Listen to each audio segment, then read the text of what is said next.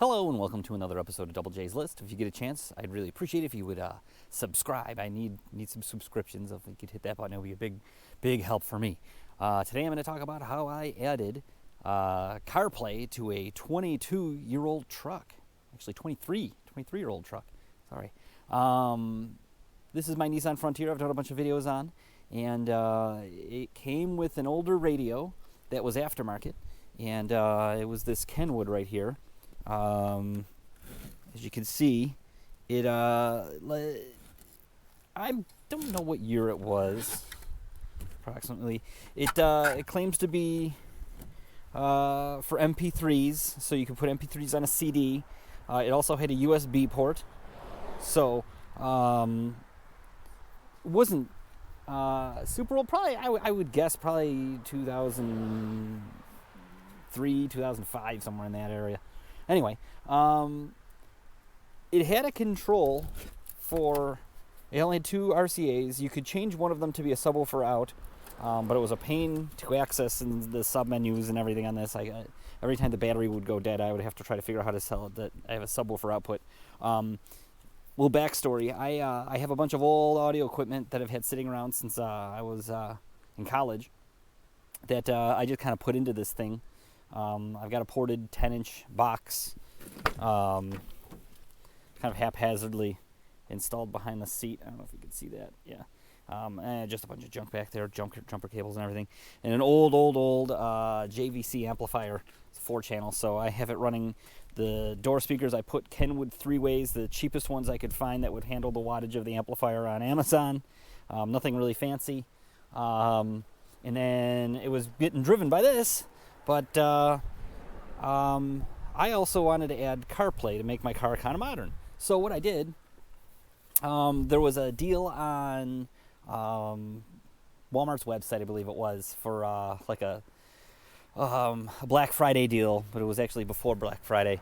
I got this Boss audio. I wasn't really aware of Boss audio, but I will say that I really like this thing. It's the BVCP9700A, if you're interested in the model number. And we'll turn it on, close the door so we can get rid of the beeping. Turns on, gives you this little cool Boss screen. When it first turns on. I literally have put this stereo in, excuse the wiring, just to be able to take out quickly if I decide I want to sell the truck. I did that 5 years ago, and yeah, we're still like that. I didn't decide to bury it, and then I don't think I'm gonna. It came with some USBs. I just strung them out from behind the radio, have them out here. Again, this is all real easy. I can have this radio and everything out in a matter of minutes if I decide to sell it. Or I'd even keep the radio in, maybe just like get rid of the stereo equipment stuff and run the speakers on regular amplifier or regular head unit power instead of the amplifier power. I wanted that ability to be modular, and at the same time, this truck still hasn't left my life, so here it is.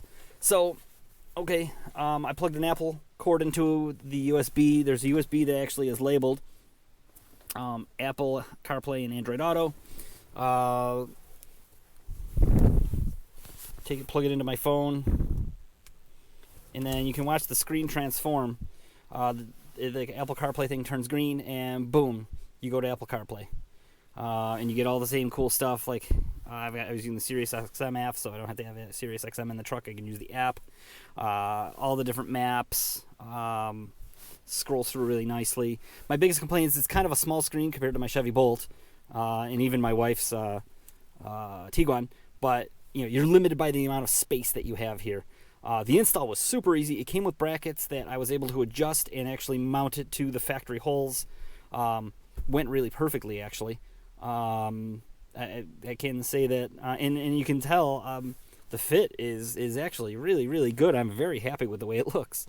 Better than I expected, quite frankly. But anyway, yeah, now I've got CarPlay. I also bought a backup camera, and it's got a wire output for power. The backup camera's instructions say to hook it up to your license plate light for power. But this has a wire for power, so I think I'm going to use that instead. And then you need an RCA cable for the video.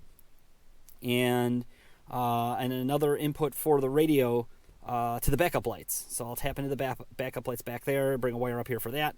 So you put in reverse, backup lights come on, camera comes on. That I'm not doing until we get some nicer weather here. I don't feel like goofing around with a dirty truck in the cold. So I'll probably do that when we get closer to spring. But needless to say, I've made a beat-up old 23-year-old truck more modern. It's really exciting. So anyway, if you like that, please like and subscribe. I'd appreciate that, especially the subscription. And thanks for watching.